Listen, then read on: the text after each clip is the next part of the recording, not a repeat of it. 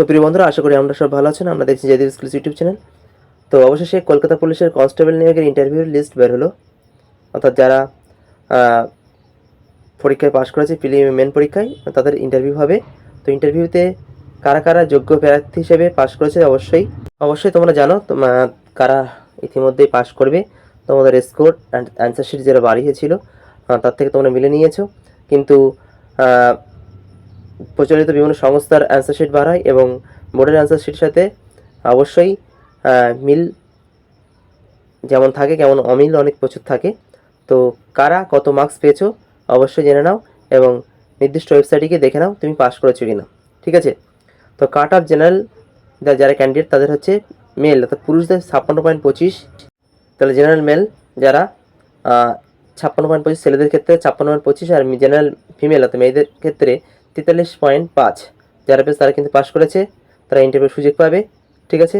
আর এসসিদের ক্ষেত্রে ছেলেদের ক্ষেত্রে 46, আর এসসিতে নাম্বার নেমেছে 46, আর এসসিদের মহিলাদের ক্ষেত্রে নেমেছে 38।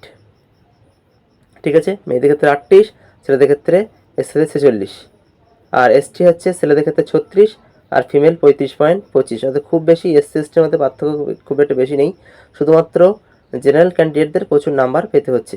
ঠিক আছে? তো জেনারেল ফিমেলদের ক্ষেত্রে 43.5 আর মেলদের ক্ষেত্রে 56.25।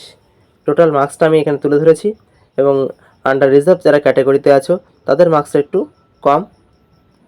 কারোর ক্ষেত্রে 21 পেলে পাস, মানে এসটি ইসি এইচজি সিভিক ভলেন্টিয়ারদের ক্ষেত্রে এসটিদের 21 পেলে পাস।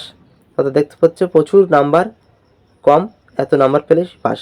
এসসিদের ক্ষেত্রে 38, এসসি ইসি ক্যাটাগরিতে 21, অর্থাৎ খুব কম নাম্বার পেয়ে কিন্তু অনেকেই পাস করে গেছে।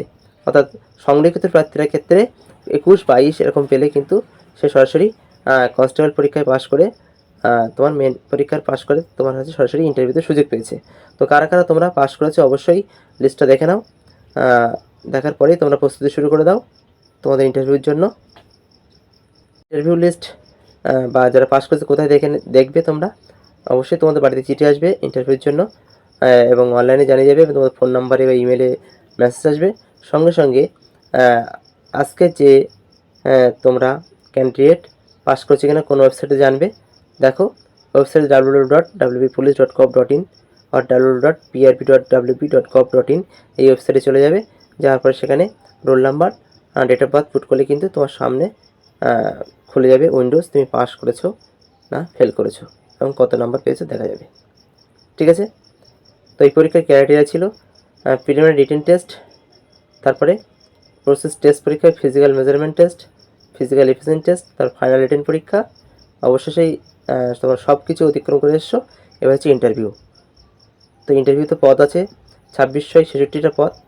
তো এই পদেই তোমাদের নিয়োগ হবে, যার ভাগ্যে যেমন ইন্টারভিউ এবং আগের পরীক্ষায় যত নাম্বার পেয়েছে সব মিলে কিন্তু স্কোরশিট তৈরি হবে। কেমন?